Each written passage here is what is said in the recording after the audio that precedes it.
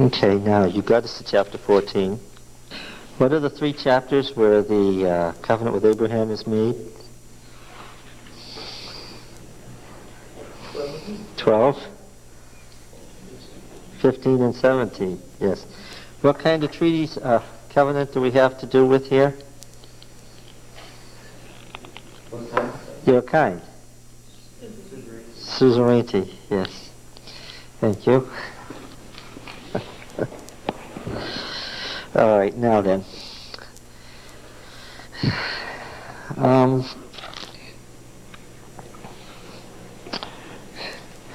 When he was speaking of Cain and Abel, was he speaking just of Cain and Abel? He was speaking of other things also, wasn't he? What was he speaking of? Farmers and cattlemen, that was one thing. The settled versus the wandering, the nomads, the Bedouin versus the settled society. He was speaking of the line of the righteous as opposed to the line of the wicked, because he's got this line of a righteous family and a wicked family before the flood. So, of course, then my question is, was he speaking of the individuals, or was he speaking of the righteous family and the wicked family, or was he speaking of cattlemen and farmers? What was he talking about? Yes, it's a trick question. Because the Yahwist is a real writer, right? So he talks about individuals and history and society and theology all at once. And he's likely to catch you, because you get caught up in the story and what? You get involved with the story and forget that, oh, he's writing on another totally different level, right? And just about the time that you figure out his levels and you're looking at his multiple levels and his chiasms within chiasms and his cross references and his double entendres, and your head is swimming, then the Yahwist winks at you and reminds you he's just telling a good story, right? Right? Okay. And so when you have, as you have with any great literature, you have surface and depth, appearance and reality, simplicity and complexity, right? Like you can read the flood story and it's a pretty simple story. You can tell a child a flood story, right? And for the last 3 weeks, what have we discovered? There's nothing simple about it, right? And we didn't even go into the meanings of the genealogies. I just stayed far wide of that. You can get so bogged down, it's so complicated. I thought we went pretty deep just to talk about linear and segmented genealogies. There, you could have laid that term on them, that would have scared them.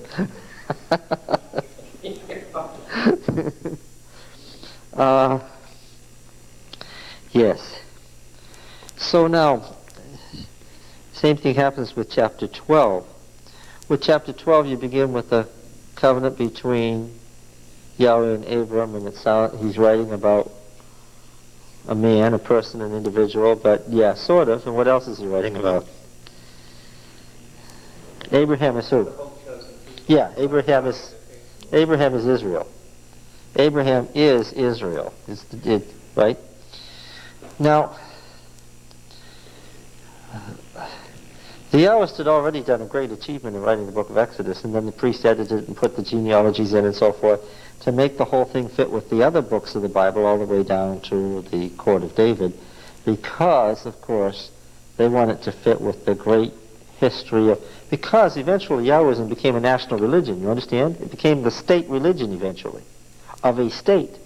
So it's not surprising that they would go through and edit Abraham into a more royal figure. Why? He is also, who else? He's the head of the state, and therefore he acts as a king. And so when we see him acting as a king, we have to think of who in our mind? David. Yes, we've got to see the justification of the monarchy. Are you following me? Now remember, the monarchy's settled policy was the destruction of the Canaanite civilization, which it conquered. Right? And so,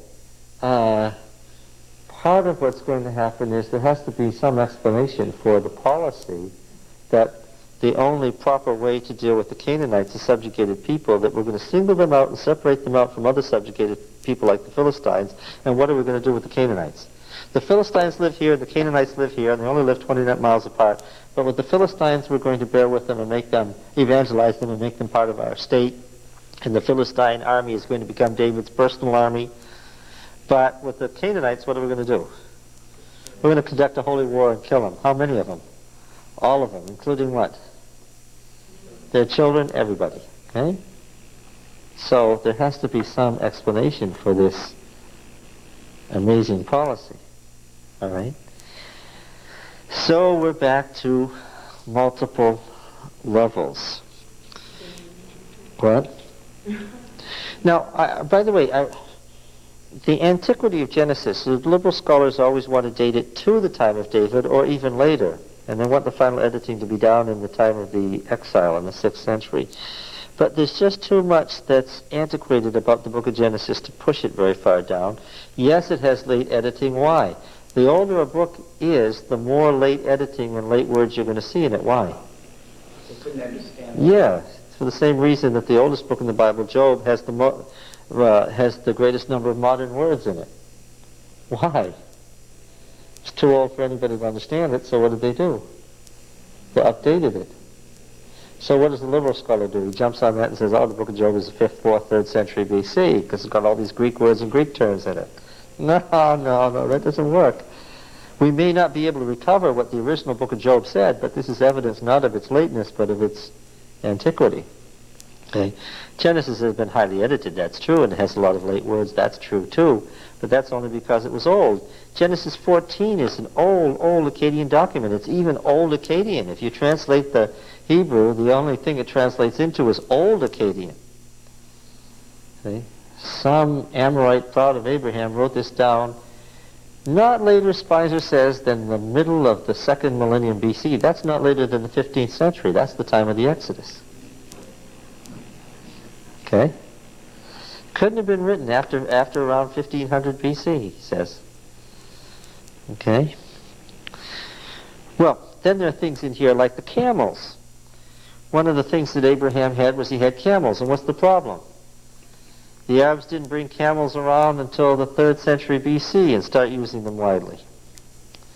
Well, did God make camels in the 3rd century BC? No, to say that there weren't camel caravans or that the camels weren't widely used is something utterly different from saying that camels weren't used as domestic animals and used for wealth. They were. Okay? You see my point? Just because Abraham had camels doesn't mean that somebody wrote the story of Abraham down in the 3rd century.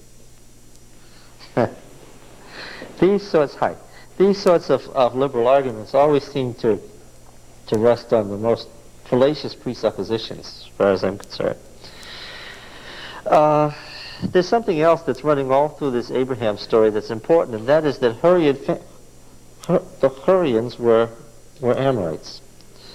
And these northern Fertile Crescent people, by the way, Abraham did not come from Ur of the Chaldees. There's a late editorial comment. He came from Ur of the Chaldees. Why did he not come from Ur of the Chaldees? Because in the 19th century there wasn't any Ur of the Chaldees. Who are the Chaldeans? They were a local noble family that appeared about the late 7th, early 6th century BC, who grabbed control of Babylon, fought the Assyrians when the Assyrian Empire was exhausted, and suddenly became the masters of the Neo-Babylonian Empire, lasted about a century and were all killed. Yes, the Chaldean family controlled Ur, and in fact some of the Chaldean kings rebuilt it. But that was the 6th century BC, that was the 500s BC. There was no Ur of the Chaldees because the Chaldean family didn't exist. Okay? He came from Ora, which is the district that Haran was in. Okay? Haran, the capital where they lived. They had moved there when he was a child. They grew up in Ora, the country. And they followed Hurrian Amorite family law. And we have this with Sarah. What does Hurrian family law say about the non-bearing wife? must provide a woman of the slave class to bear children. Hurrian family law says something that Genesis doesn't say, that the child is legally the child of the wife, not the slave. Now, there's something else that's very important, and that is that in Hurrian family law, a man could become in relation to his wife in two ways legally. He could marry her, number one, and he could also adopt her as his sister, number two. As a wife, she had only the rights, duties, and obligations of a wife. But under Hurrian family law, she had much more authority and power, influence, and legal rights if she was also a sister. Right? Now we're told that Sarah was the daughter of Abraham's father. Well, now she may have been biologically his half-sister, but don't bank on it. First of all, we wouldn't like that very well because Abraham shouldn't have married his half-sister, and secondly,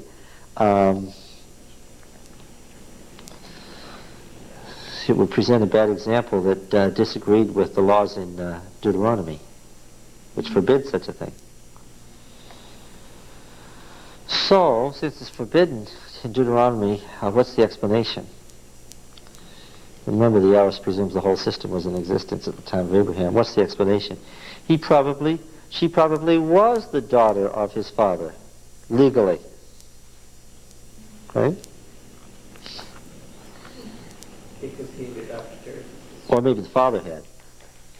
Maybe at the time the father made the marriage with Abraham and Sarah, he adopted her to give her equal status with his son. Okay? So, the genealogy is probably correct. She was his daughter. Right? And so, Abraham's statement first to the Pharaoh and then to Abimelech was true, that what? She is my sister, legally. And the sister, the wife was dependent on the husband, but the sister wasn't. The wife couldn't necessarily inherit, but the sister could. The wife could be displaced, but the sister couldn't. Why do you allow the speak to as Abraham lying?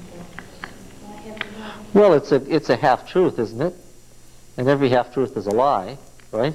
Because of the problems that he had in his household. I mean, his purpose in telling the Pharaoh that she was his sister was to clearly imply that she was not what? His wife. Yeah.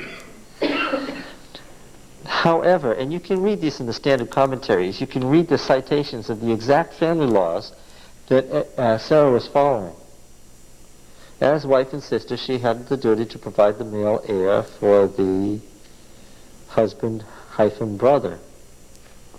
It's a double legal obligation. Okay? And God said the succession, he was to become the great nation by which he was going to shape history. Right? So the matter of the succession is very important theologically and also socially. Now you notice that Abraham begins to become wealthy immediately because the blessing is immediate. Right? As soon as the blessing is bestowed, what do you find out about him? He's immensely wealthy. Only from Genesis 14, written from an Amorite outside his own family view, do you find out that he was also militarily powerful. So much so that he didn't want any of the local kings, Canaanite kings, whom God had said were going to be dispossessed, saying that they had made him wealthy. That's why he wouldn't take anything when he won the battle against the other kings. Right? Was Abram not Terah's oldest son, too, so he would have inherited when Terah died? Yes. Which would have made him immensely wealthy. Yes. But the wife, Sarah, would have inherited co-equal with him. Yeah. Because she was the sister. The background of the family law here really enlightens what's going on. It also makes it an even sadder story because all the burden was on Sarah in two ways to get a child for her husband. And since it was her legal obligation, which she could only ignore on pain of death, Since she was already too old to have a child, and since her husband was soon going to be too old, and since it was a biological child that she was responsible for providing, she was stuck. Can you sense the poignancy of her position? You know, we pick on her sometimes, thinking how stupid of her to get this Egyptian maid, which she had probably gotten as a gift when she was down there in Egypt. How stupid of her to take this Egyptian maid and give her to her husband to have sex with so she could have a child. You think, oh, how could she have been so stupid? But on the other hand, do you think she did this willingly? Why do you think she waited so long? Oh, she must have done this. Oh, absolutely. It must have been the great disaster of her life that she hadn't had a child. Now the Yahwist is subtle. Whenever he's telling a story about a man and a woman, he's talking about the image of God, and as soon as you get to that, remember, the trouble began, they figured out they were naked as soon as they sinned. Whenever you think about the husband and wife that he's going to tell you, and he's going to tell lots of stories about husbands and wives, you have to think of who? Of whom? I can speak English. I just get excited. Who do you have to think of first? If he's going to tell us about Abraham and Sarah at length, and he does, who do we have to think of first? Adam and Eve, because he hasn't talked about a husband and wife since Adam and Eve. Right? Now, make no mistake. He said that one word was the turning point in human history. Wayakel, and he ate. Right? When Eve got Adam to eat, disaster struck, right? Now, he wants you to think of that because he's never far from his theme. Right? What do you know is going to happen?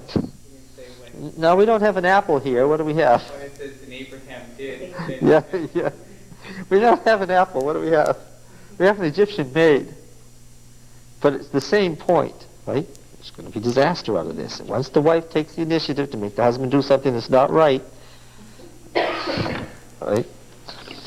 And the men in these stories always seem to be, remember, in the ancient East they have absolute life and death control over their wives, but what? They always seem to be doing what their wives tell them. Yes. They get something out of it, right? Yes. Well, all right. I will be fair. Like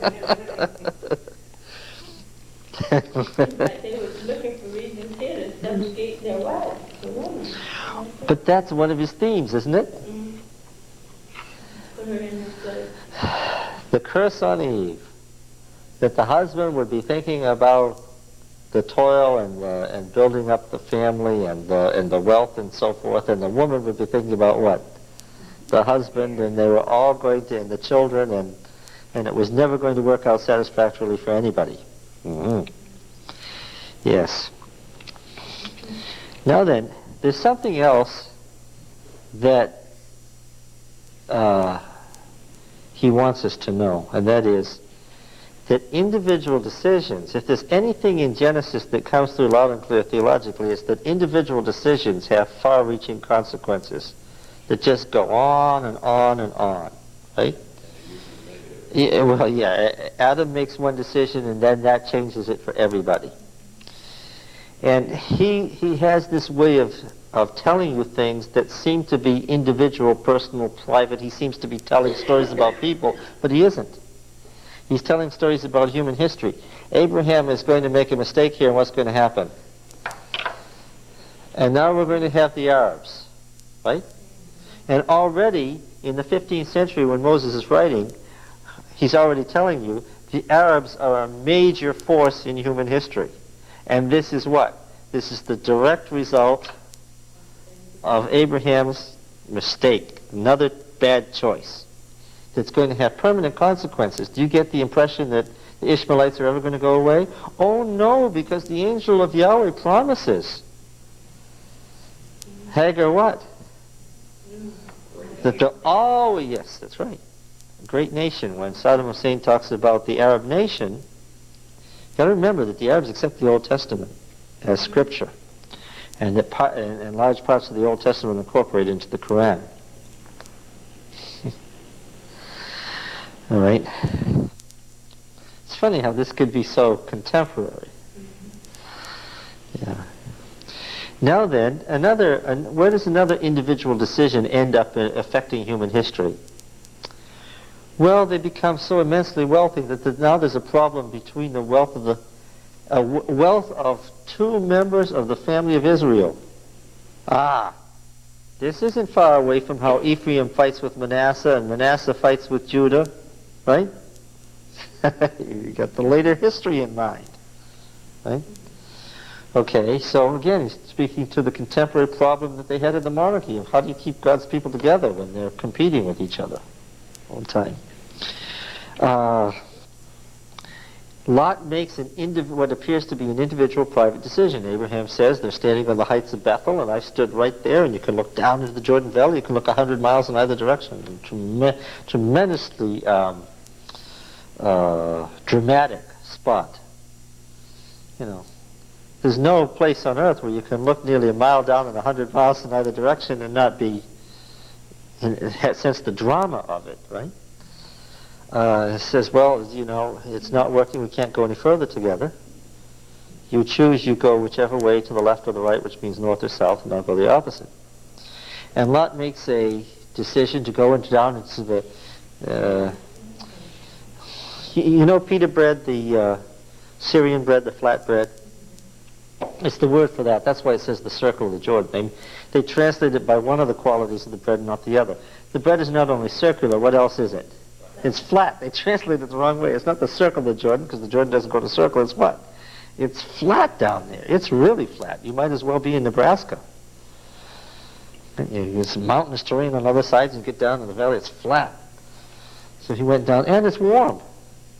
So he went down there, and that appears to be a very personal decision that just has to do with his own private whim and choice. But what he's really talking about is the origin of the Moabites and the Ammonites, right?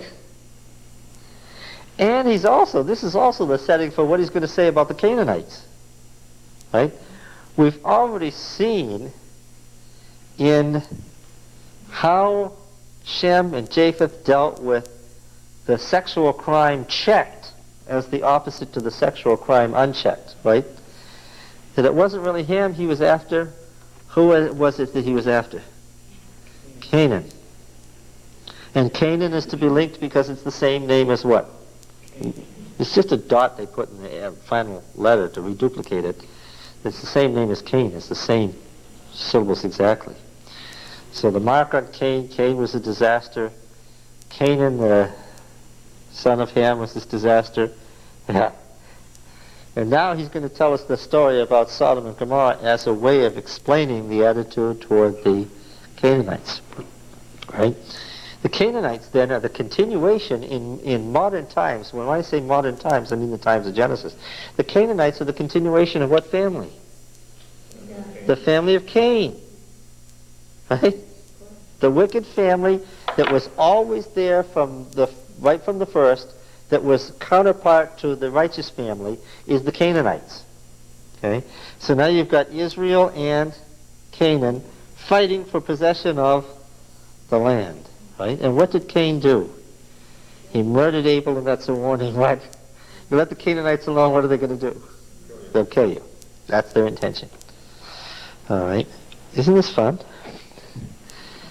All right. Now then, in chapter 13, when Lot chooses Sodom, he's really headed toward whom? Cain. That's right.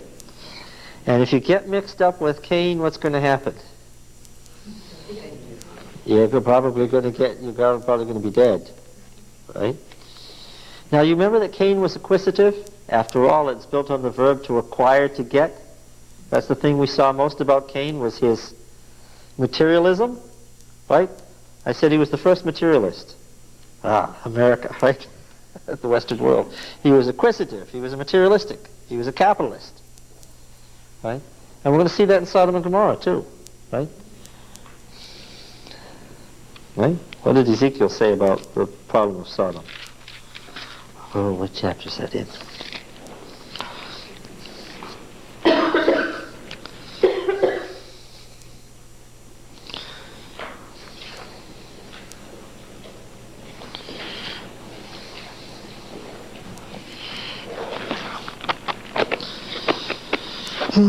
I'm not finding it, but anyway, it was exactly that. It was that the sin of Sodom was that it was wealthy, it had surfeit of time and ease and pleasure, it had too much of everything.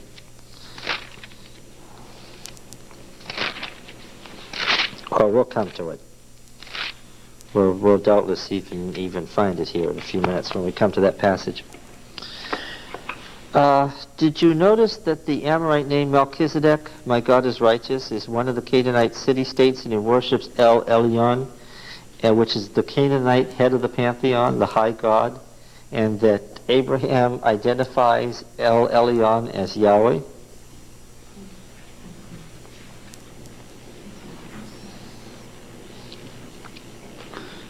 Right?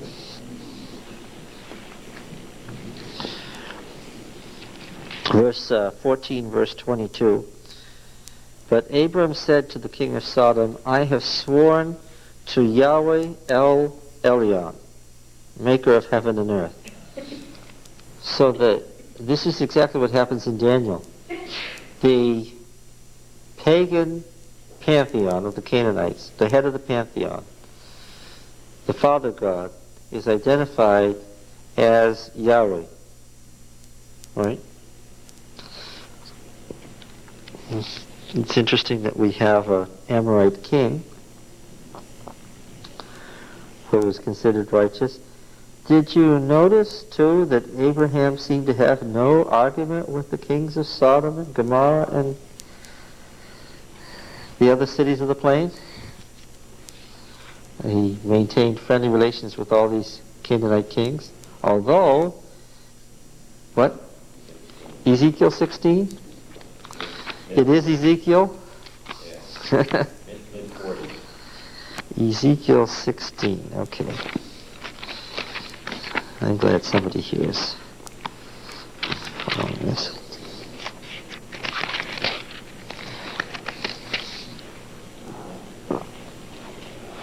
Mid-40s? Well, 44 and onward, 48 for it starts.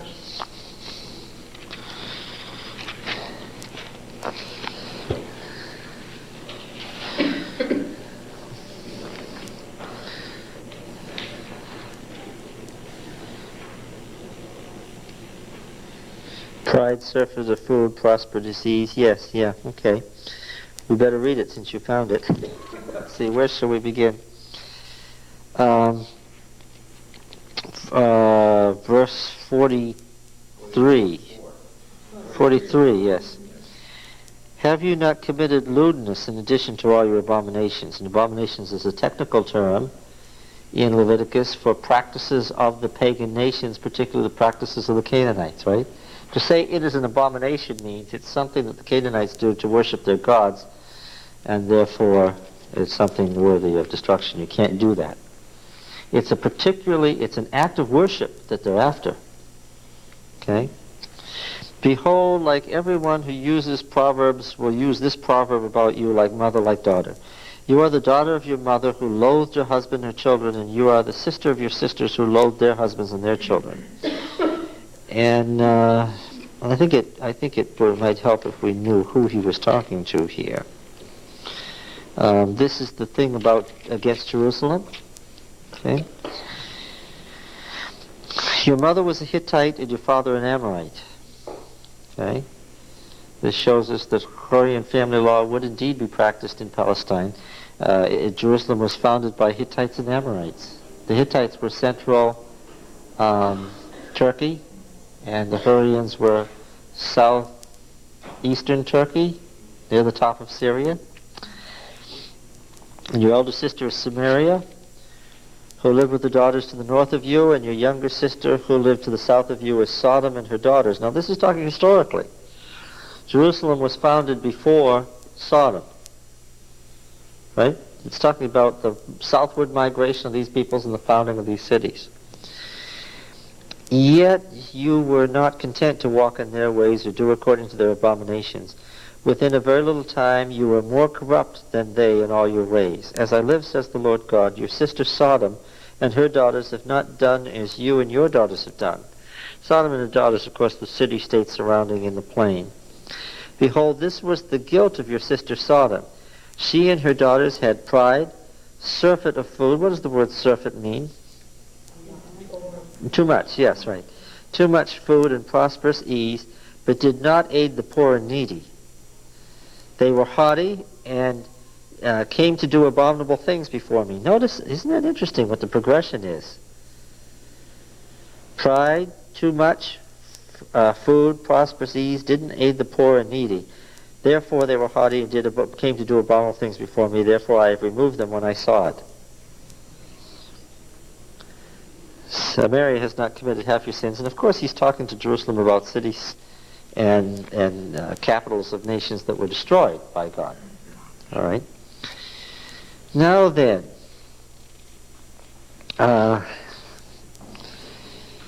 yes, so Abraham maintains friendly relations with the Canaanites, but he's going to be told something about Canaanites in the second making of the covenant in chapter 15. Did you notice these things? What was Abraham afraid of in chapter 15? Not the war, because 14 is an insertion in which he was... Yes, not having a true heir to carry out the promise, the covenant that was made in chapter 12. Abraham presumes that since the succession cannot be brought about now, he's too old and he can't biologically have children, his wife can't biologically have children, it's going to thwart, he thinks that this is going to thwart the plan. God promised to him and to his seed, and seed, of course, is a very technical term for biological offspring. Right? Now then, no fulfillment on his part, because that was the requirement, therefore what? End of plan. Yes. I continue childless, the heir will be this Eliezer of Damascus. Thus give me no offspring. Slave born of my house shall be my heir. Behold, the word of Yahweh came to him. This man shall not be your heir, your own son shall be your heir. And he brought him out, and then it's the business about the stars, and numbering the stars. Verse 6 is interesting. He believed Yahweh, and he reckoned it to him as righteousness, this great verse that was quoted so often in the New Testament. Makes you wonder about what happened in the next chapter, right? He believed him at that moment. Let's say it that way. He believed it at that moment. He said to him, I am Yahweh who brought you out from Ur, or Ora, and probably later that didn't make any sense. And a later edition, probably, these are called marginal glosses. It was written in the margins. And then what happened, and we have seen this process exactly in the Dead Sea Scrolls. In some of the Dead Sea Scrolls, some of the marginal glosses are still in the margins, with the little note that this has been added by a scribe, or is a notation by a scribe, and then you have other copies of the same book, or what has happened to those words. They're in the text. So you can actually see provably that this happened, that marginal glosses ended up in the text. He said, O Lord God, how am I to know that I shall possess it? And then comes the covenant sacrifice, cutting the two in half. Sun going down, verse 12, a deep sleep fell on Abram, lo, a dread of great darkness fell on him. Isn't this an interesting picture? Does the word covenant mean cutting here? No, covenant, the word berith means between. It's just an Akkadian preposition. The reason is it appears all the time. The covenant between X and Y. That's the heading. And then eventually, you know that they wrote this on they wrote the contents on the end of the little cuneiform tablets. They were little round things. They looked like shredded wheat in shape. And they're all cuneiformed all over them. I spent a long time cleaning some of them, you know. And on the end, it tells you what it's about. Well, it got to work down to between X and Y. Okay? So this word, between, got to be the first word of a title, and then it worked its way into West Semitic as an actual noun, not a preposition, but a noun, which means covenant. But you're right, the phrase for making a covenant, you don't make a covenant in Hebrew, you do what? You cut a covenant. Because they cut themselves, first of all. Every covenant involved cutting some part of your own body. That's what circumcision was. And they cut up an animal. Now the animals that the Canaanites used, like donkeys, are specifically forbidden in Leviticus. Anything the Canaanites use, that's forbidden. Right? Okay. But to make a covenant always involved cutting. And so the idiom is to cut a covenant. When it says that Abraham made a covenant, or Yahweh made a covenant with Abraham, he cut a covenant with him. And that's literally here. The Mafia does this. The American Indians did it, but it goes all the way back to Mesopotamia. No, the people in Borneo do it. It's all over the world. You mix blood. Yeah, you cut, that's always the case, to show the covenant relationship. Yeah, it's all over the world.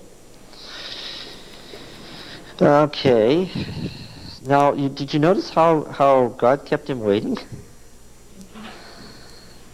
I take it that since these birds of prey were there in the daytime, that this covenant was cut at what time? Oh, you have to catch this. This is really interesting. When was this covenant cut? First of all, what are the times of sacrifice? Let's do that. When in the evening and when in the morning?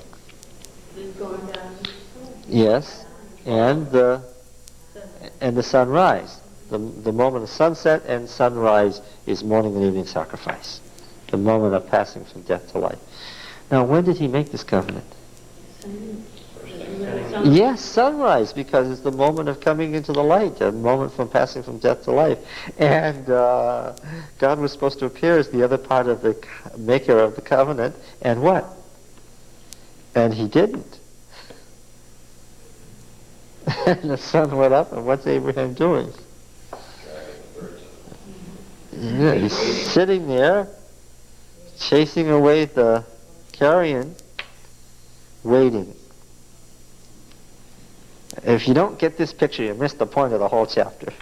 And he sits there what? All day. Well, I suppose if God didn't come at the morning sacrifice, what would I expect? Oh, well, when the sun goes down, he'll be here. Because that's the next time you make a sacrifice. And I'm sure Abraham was really tired and really ready for God to come at the moment of evening sacrifice. But what? He didn't show. Talk about being stood up. This was the whole, now the promise that he made before was now going to be formalized into a formal covenant. Wouldn't you feel terrible? And then God didn't show up? And what must you have thought? What would you have to think if you were in this position? No, I wouldn't think it was God's fault. He had been worried about not having the sun and so forth. What would you think? Well, yeah, what did I do wrong?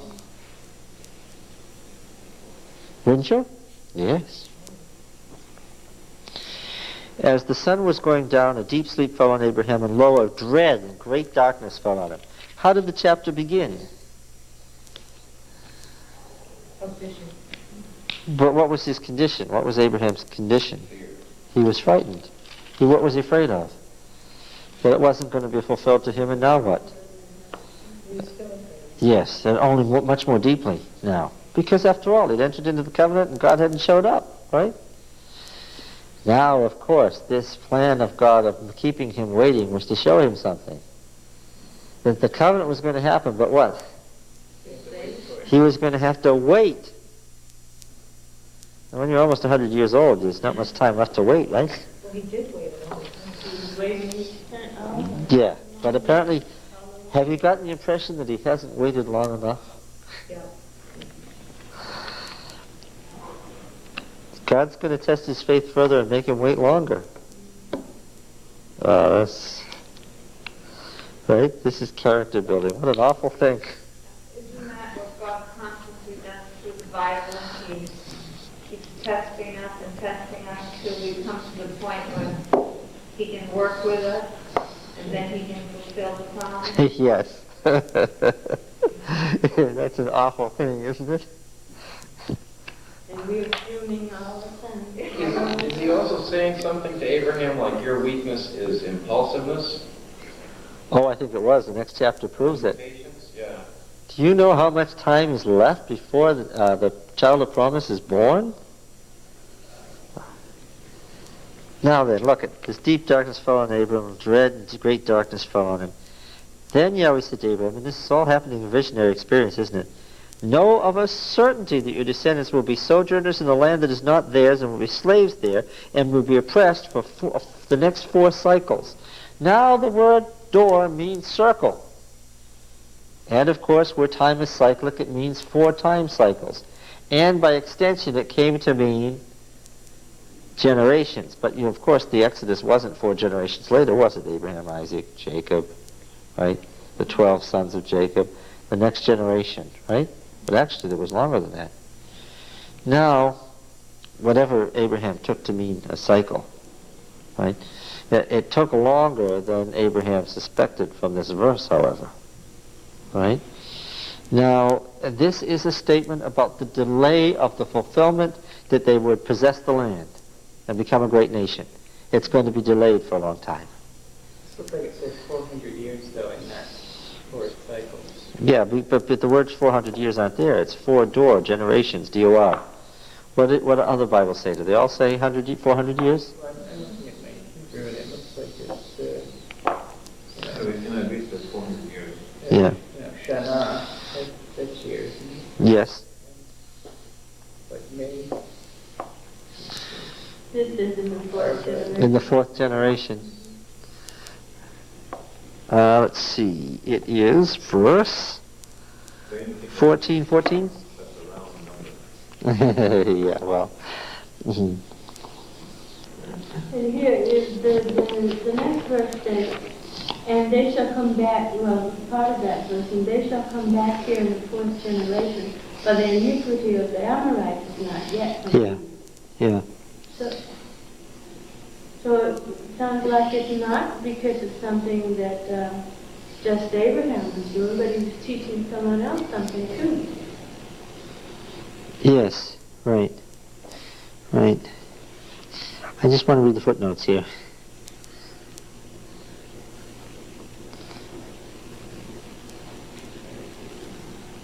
doesn't your Hebrew say 400 years? Yes, it does. I'm looking at the footnotes to see what the alternatives are.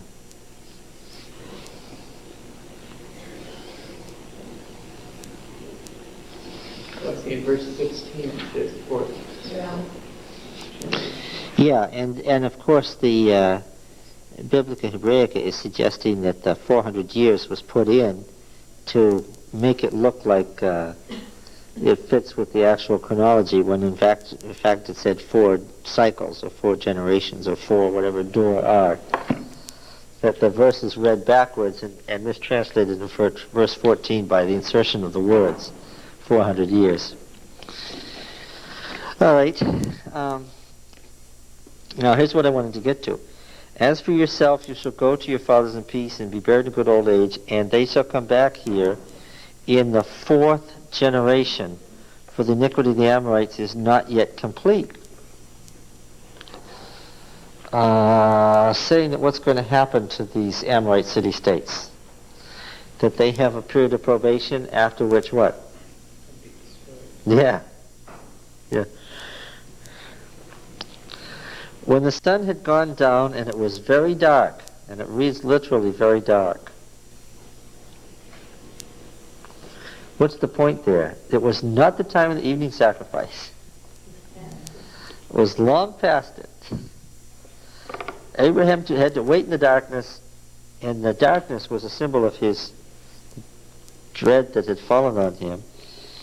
The covenant was finally made, and the appearance of the smoking fire pot and the flaming torch, which sets fire to the sacrifice.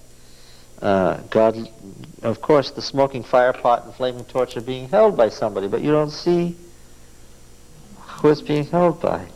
God is present but unseen. That's point 2. All this appearance has been envisioned, but in actuality, what does Abraham see? He does not see Yahweh.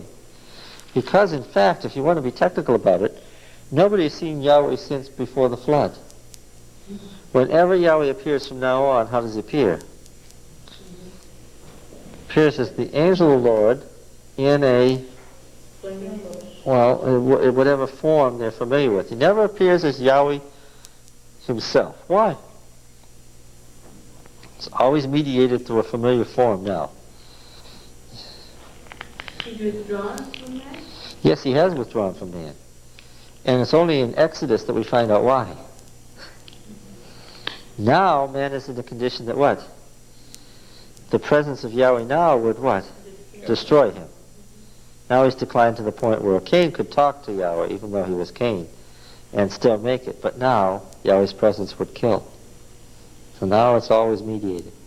It's only in Moses that God can be seen. Well, because Father back he says, my anger shall not always, after the flood, he said he would never destroy man again. Right. By flood, so I guess his anger sort of abated, but he just withdrew so he wouldn't. So he wouldn't destroy, that's right.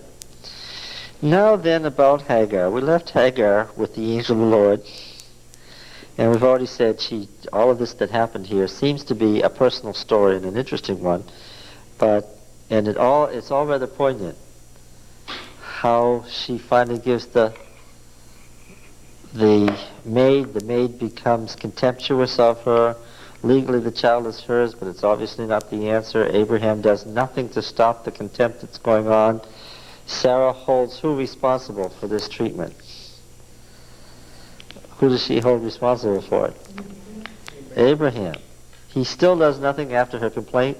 She gets distracted to the point where she can't control herself, and she beats it. She physically beats the maid. After this beating, the maid, what? She's pregnant. Oh, what a story. The maid runs away, right? And then the angel of the Lord. And we've already seen in some of these passages, the angel of the Lord is what? Is Yahweh himself giving a message in a form that the person relates to. She thought this was who? Who? This had to be, she's at an oasis, this had to be the keeper of the spring. She finds out it's not.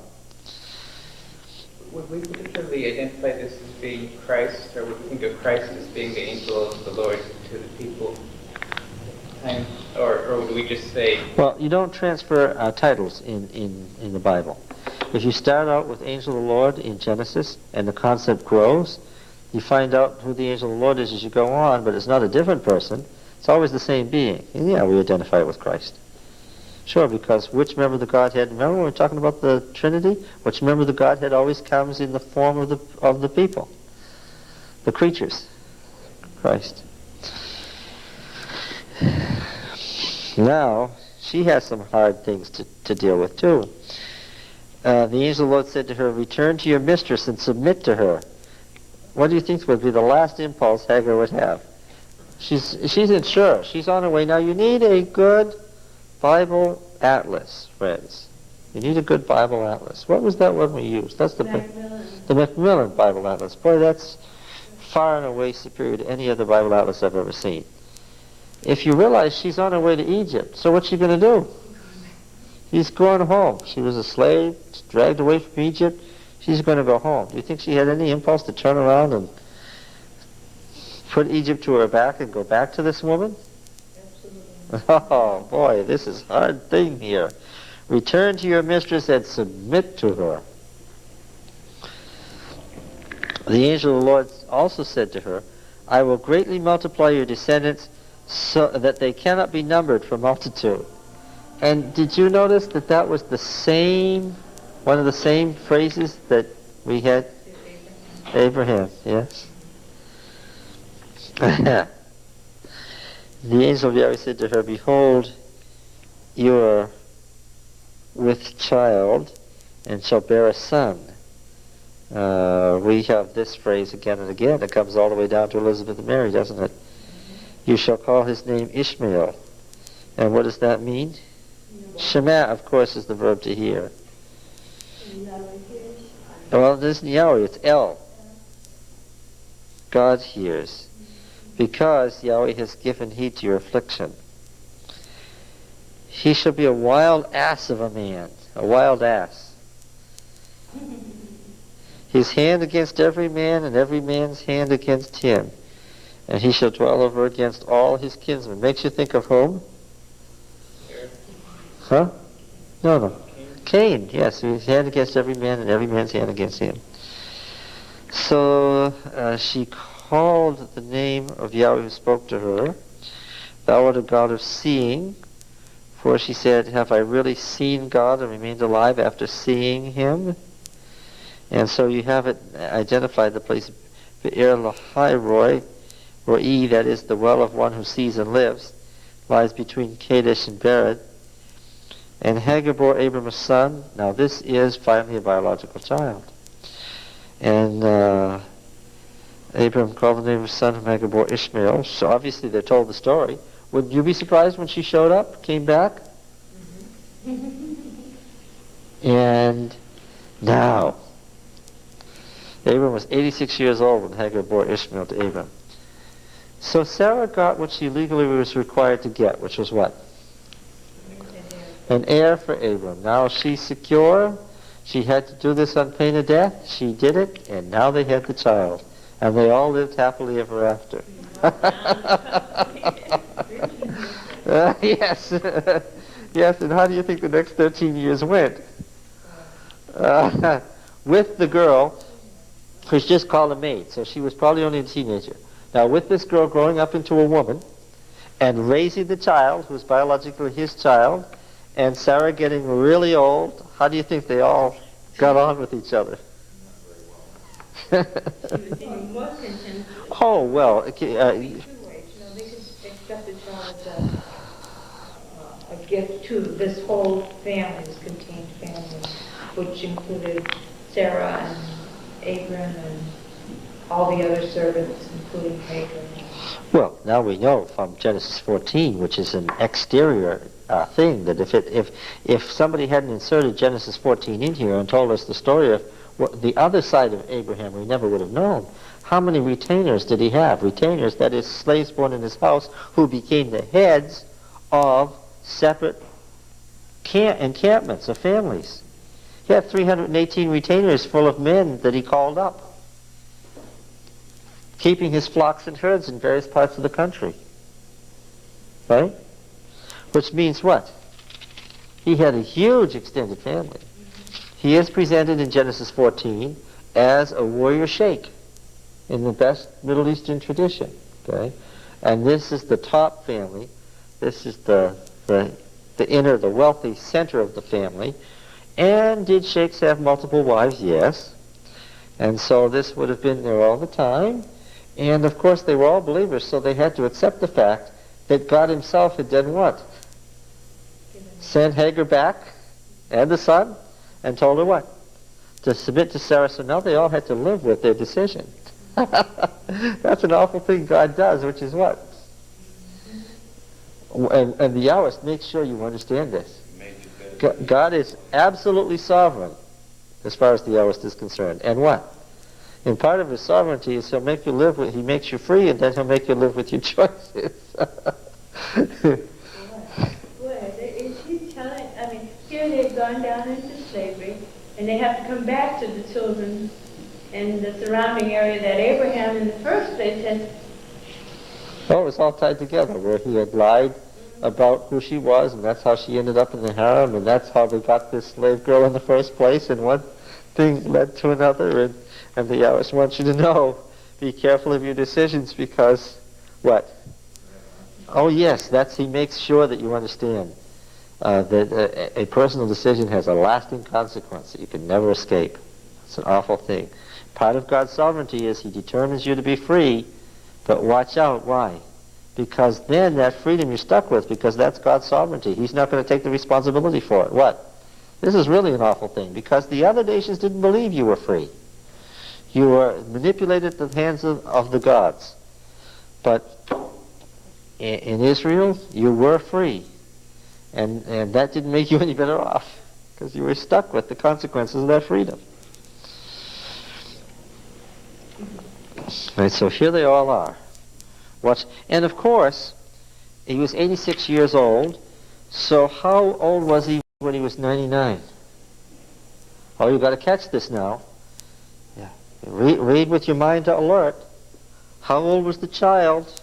Who was the child? 13. 13. And what happens at 13? What happens at 13? A boy becomes a man. Yes, and they marry the child off, and you get descendants. Remember what I said about the genealogies of the Hebrew kings? They had co-regencies in Judah.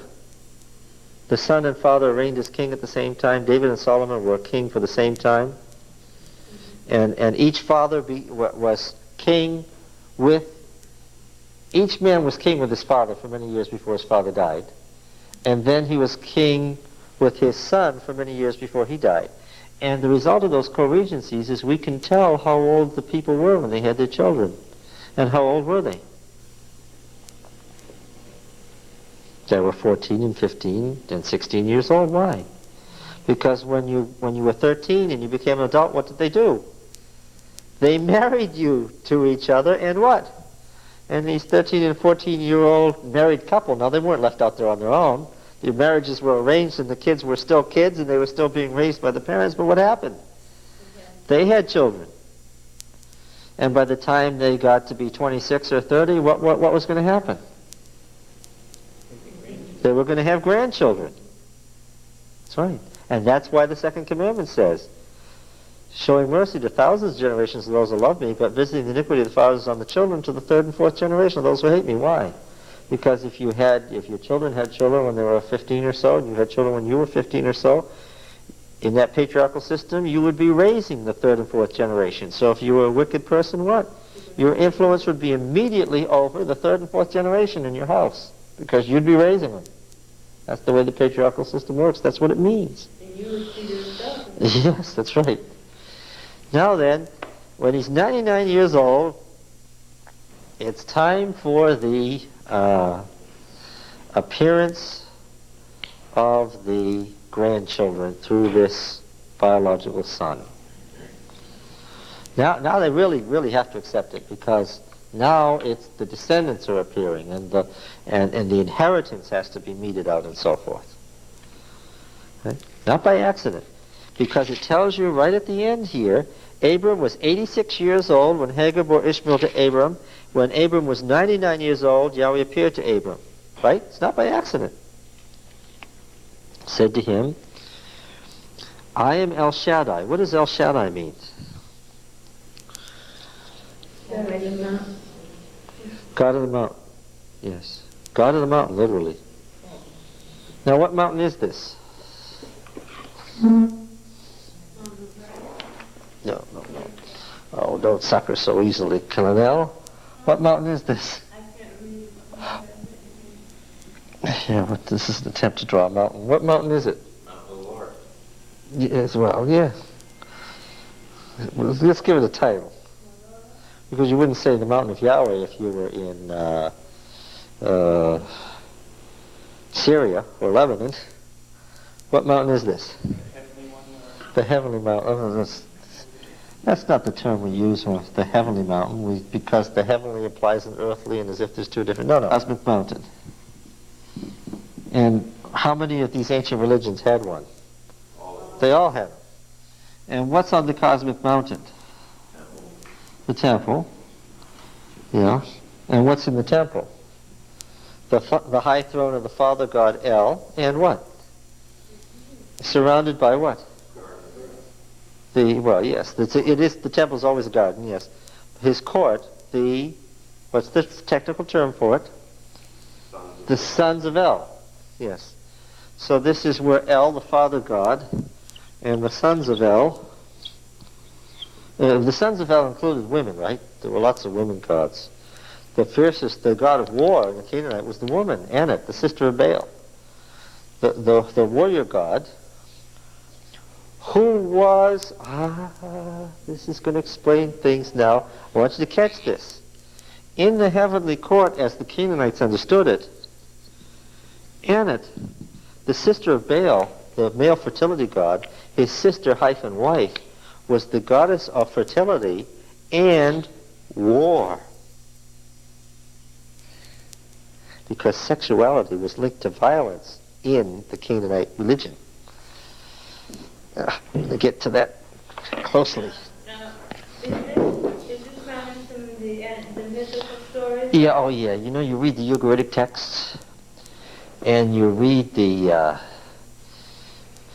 war of Baal and Mot, and this is where the phrase came from. Remember, I was telling you at the beginning, lift up your heads, O ye gods, and be ye lift up, ye everlasting beings, and the King of Glory will come in.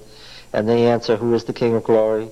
And the answer that comes back is Baal, strong and mighty. Why are all the gods, why do they have to lift up their heads? Let me back up for those of you who didn't hear the story and remind those of you who did what the story was. Baal was the god of fertility, the god of rain, the god of, and of course rain is water, which water is what? Life. It's also what? Semen, okay. Baal was the god of male fertility, water, and life. Okay? Now everybody knows there's a wet season and a dry season. Okay? We have to put ourselves back in ancient Palestine. And of course the myths were an explanation in religious terms of the scientific data that they had gathered. Science and religion were one. Clear? Now, recall this well enough, and there are translations of the Ugaritic tales. You can read ancient Near Eastern texts or Stories from Ancient Canaan by Michael David Coogan. You can go buy the books and read them yourself. They're all there in English. I'm not making this up. The story is, and this is from what city? Ugarit, in what is now Syria, north of Tyre and Sidon, up north of Lebanon, a city that was destroyed by the time of Abraham. That's how old this is. By the time of Abraham. It happened this way. Mot, the god of death, and of course the word for death in Hebrew is what? Mot, yes. And here we have a capital M, it's a name. Was a seven-headed dragon. And where did the seven-headed dragon live? In the underworld. Specifically in the abyss. It's in the bottomless pit. And the seven-headed dragon came up out of the bottomless pit to make war on the gods of the upper world, the gods of life. And all the gods were horrified and terrified. And they didn't know what to do, right? And they were sitting around and they were saying, oh, what are we going to do? What are we going to do? What are we going to do? And in fact, El, the Father God, says, whom shall I send and who will go for us? From Isaiah 6. What was he asking for? He was asking for a champion among the gods to go, like David went to fight Goliath, to go fight Mot, so that they could win, so that life could be preserved in the cosmos instead of death ruling the cosmos. And after much discussion, one of the younger gods, Baal, the male fertility god, said that he would go. Okay? So he went to fight with the dragon, and he took his great and strong and hard sword, it says, and his two-edged sword, his double-edged sword, and he went to slay the dragon. And how did it go? Now, I'm reading from the Ugaritic text in the 24th century BC. How did it go? The dragon killed him. How did the dragon kill him? What? Seized him? Yeah, you would have to slice him up, I think. The dragon seized him where? You don't tell her. Yes, you do know. Don't tell her. You do know. You don't know that you know, but you do. Where would the dragon have seized him? What was his weak point? The serpent now. It's the serpent. The dragon is just a giant serpent. No, where's the weak point? The serpent, his heel. Right? You know that because you heard that in Genesis. Okay, Mot grabs Baal by the heel. You know, the Achilles heel is from the Greek version of the myth. It's the same myth. And drags him down to the other world and so that he's dead. Now, how do the gods of the upper world react to that? Don't go. Well, they sent out their champion and what? Their champion lost. And what happened to the world? Everything died. And that's what explains the dry season. At that moment, Mot has done what? Has killed Baal. Are there any rains? No. Everything dies. Why? Because Mot, the god of death, is in control of the cosmos. Remember, this is all cyclic. It happens over and over again. Now then, the gods were all crying. And so much so that it mentions that they had bakaya, to cry, right? To weep, to mourn. They had their heads down between their legs. The tears were running down between their knees, right down to their ankles. It tells the whole story of how they were crying great tears. And Anat, the goddess of love and war, decided that she'd had enough of this. And so on the third day, she decided to go get her brother and put him back together again and get him out of the underworld. So she took the sword and off she went to find her brother. But by then, the dragon had indeed eaten Baal. He was all in little pieces. The seeds, the grain. The grain offering was the pieces of Baal's body. So Anat had to put him back together again. And she said specifically, Son of God, thy father calls thee, come forth. The exact words that she said when she got down there into the underworld to resurrect him. And it was on the third day. Of course, when would you expect Baal to be resurrected but on the third day? So she said, Son of God, thy father calls thee, come forth. And up he came, resurrected on the third day. Remind you now, this is the 24th century BC in Canaan. Up he comes. Now the gods didn't know this had happened. They were still weeping. So as Anat and Baal approached the cosmic mountain, where the gods are all mourning and weeping, what are they told? Lift up your heads, O ye gods, and be ye lift up, ye ancient beings, and the King of glory shall come in. Absolute words. I'm not making this up. And then what happened? The gods all lift up their heads in surprise, and it tells how they're shocked and amazed. And what are they saying? Who is this King of glory? And what is the answer? Why, it's Baal, strong and mighty. Okay? Okay, now then. And he comes in, and then what happens is very interesting. Well, it doesn't make any sense till you get down to David. Since he has conquered death, he becomes king forever, and they build him a temple. And the building of the temple is a sign that he's king forever. And that's why when David wanted to build a temple, there was all sorts of ramifications and trouble involved in it. Okay? Now, El Shaddai was the name in these myths that I've just been describing for one of the names for the Father God, the God of the mountain, the cosmic mountain where all the gods were. Something else that tells us about the relationship of the heavenly to the earthly temple, they give the dimensions of the temple that they built for Baal, and they kept a hole in the roof. What did they keep a hole in the roof for? What was Baal again? He was the god of what? The god of rain. So what was the big hole in the roof for? So the rain could come in. Yes, because the rain, that was Baal's life. Yes. Okay. Now, So then the Egyptians... when you read let me just finish. When you read the dimensions of the temple in the myth, and they excavated the temple in Ugarit to Baal, what did they find out? The dimensions were what? Identical. Because as far as they were concerned, the temple that they built in Ugarit was what? Was the temple that the gods built on the cosmic mountain. Remember, here is there and now is then. Right? There's only one temple. The earthly is not a reflection of the heavenly what? The earthly is the heavenly. Okay. Now then, how do we get onto this? Oh, El Shaddai, yes. El Shaddai, the God of the mountain. When Abram was El Elyon, El Shaddai, just plain Elyon, one of the things that we notice is that in Genesis, the names for God are, all the sorts of epithets for God are epithets for God found in the Canaanite religion. All right? Huh?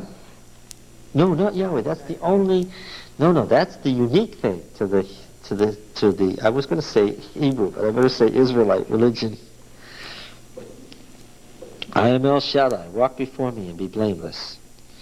Now, this is the time when we're going to have to deal with Ishmael as a man. I will make my covenant between me and you and multiply you exceedingly. So far, I'd have to say this probably refers to whom? Ishmael, yes. Then Abram fell on his face, and God said to him, Behold, my covenant is with you, and you shall be the father of a multitude of nations. No longer shall your name be Abram, but your name shall be Abraham, for I have made you the father of a multitude of nations. I will make you exceedingly fruitful, and I will make nations of you, and kings shall come forth from you. Notice the reference to kings coming forth from you, for the justification of monarchy. And I will establish my covenant between me, you and your descendants, your seed after you throughout their generations, for an everlasting covenant to be God to you and to your descendants after you.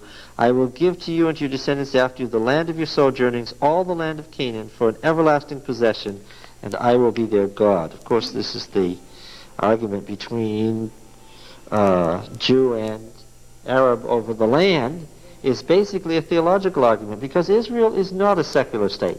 Make no mistake about it.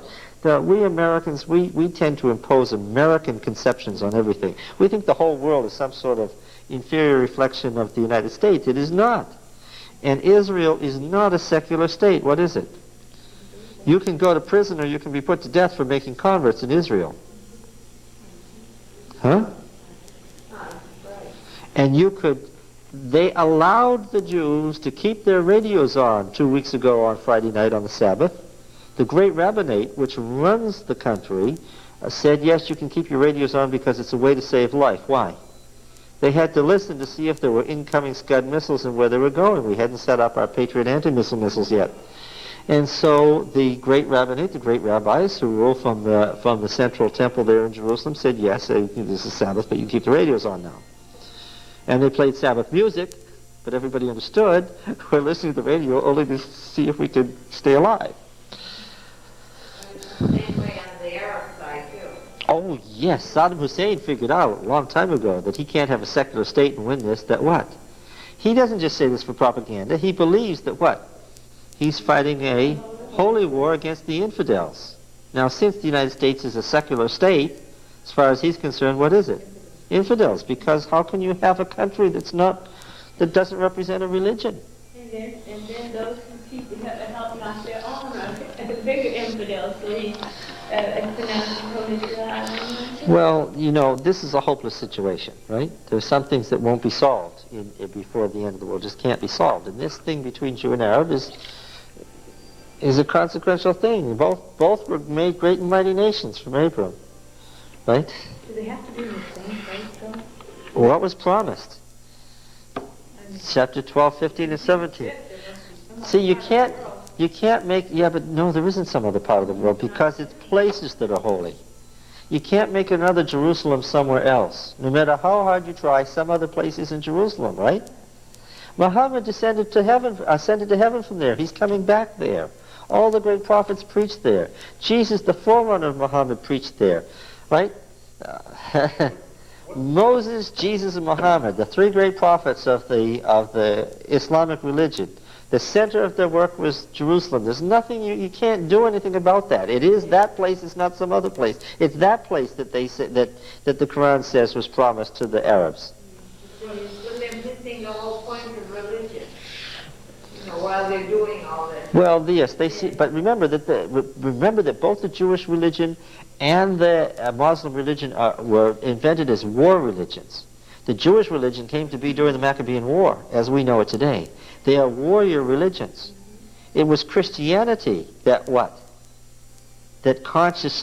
Jesus set it out to be what? Consciously not a war religion. But of course, that's why the Christians in the Middle East the point is, if all this area, the Holy Land, is holy, why live in it? Why not just visit it? Well, Then there'd be room for everybody to live. It was to be their inheritance. there's no way that we can solve the problem that the three great organized religions of the world all want to have the same piece of property. Right? Islam, Christianity, and Judaism all claim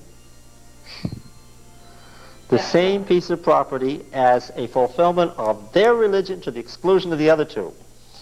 It's a hopeless situation. Separate temples or mosques or whatever there. and live somewhere else. There must be enough. There's even a problem about that because the cosmic mountain on earth was in Jerusalem, and what's on there now? Isn't there a mosque there? Yeah. You just want to destroy it and build a temple there? Yes. There has to be, I mean, there has to be some But it rational way to get out of that.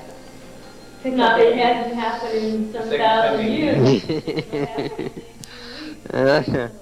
No, it's worse rather than better. No. Yes, and this passage here is very, very much to the point because it's a passage that they all point to. And God said to Abram, "As for you, you shall keep my covenant, you and your descendants after you throughout their generations. This is my covenant, which you shall keep between me and you and your descendants after you. Every male among you shall be circumcised. Be circumcised in the flesh of your foreskins. It shall be a sign of the covenant between me and you. He that's 8 days old among you shall be circumcised, every male throughout your generations, whether born in your house or bought with your money from any foreigner who is not of your offspring. Both the freeborn and the slave shall be circumcised. So shall my covenant be in your flesh as an everlasting covenant. Any uncircumcised male who is not circumcised, the flesh of his foreskin shall be cut off from his people. He has broken my covenant." God said to Abraham, "As for Sarah your wife, you shall not call her name Sarai, but Sarah shall be her name. I will bless her, and moreover, I will give you a son by her." Okay, this is the first time we have the promised son. Yes, "I will bless her, and she shall be a mother of nations. Kings of peoples shall come from her." Then Abram fell on his face and laughed, and said to himself, "Shall a child be born to a man who is 100 years old? Shall Sarah, who is 90 years old, bear a child?" And Abraham said to God, "Oh, that Ishmael might live in thy sight." After these 14 years, and it's time for the child to become an adult, Abraham has clearly what? He has finally accepted that the child is Ishmael. Just about the time that he becomes reconciled to that fact, what does God tell him? That is not it. Well, Abraham felt a bit tired of all the bickering. Yes, I'm sure. And they had come apparently to the point where everybody could accept that the child was 14 and becoming a man, and he was the child of promise, and he was going to inherit. And just at that moment, God decides to tell him what? Oh, the irony of it is tremendous. Then God tells him no. Mm-mm. But this means, he probably knows that this means he has to banish him.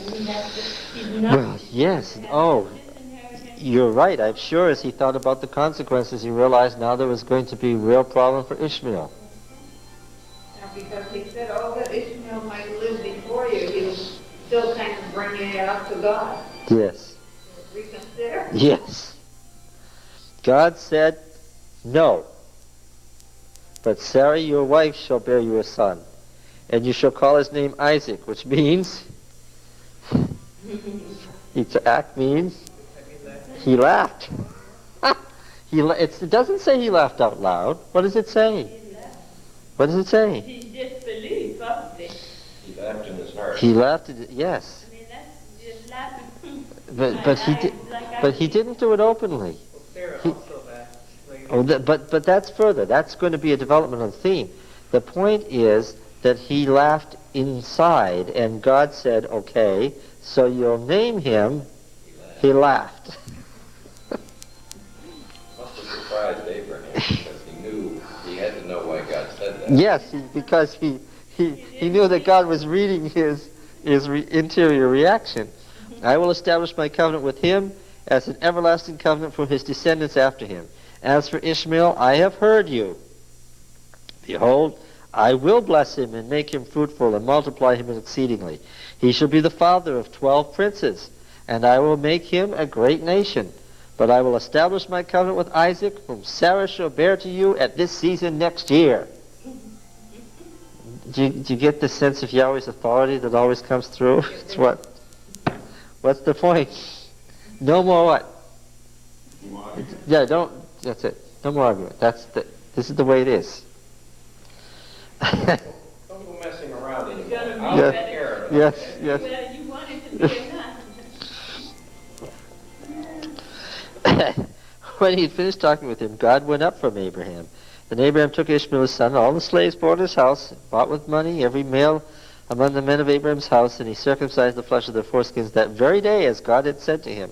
Abraham was 99 years old when he was circumcised in the flesh of his foreskin. Ishmael, his son, was 13 years old when he was circumcised in the flesh of his foreskin.